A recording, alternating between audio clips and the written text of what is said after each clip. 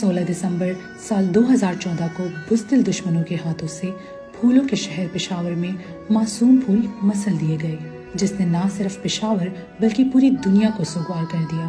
8 سال گزرنے کے باوجود لواحقین کے زخم آج بھی تازہ ہیں۔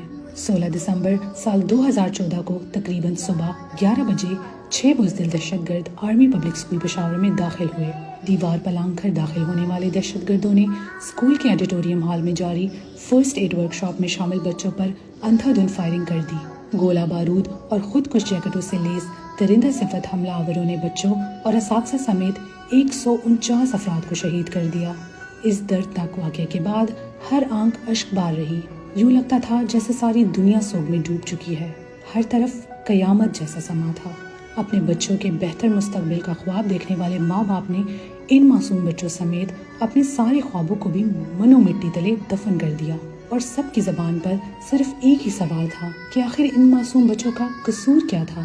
سانحہ، آرمی پبلک اسکول کے بزدل دہشت گرد اور سہولت کار پھانسی پر تو چڑھ گئے، لیکن 16 دسمبر کا وہ دن ملک کی تاریخ کا بھیانک خواب بن کر رہ گیا۔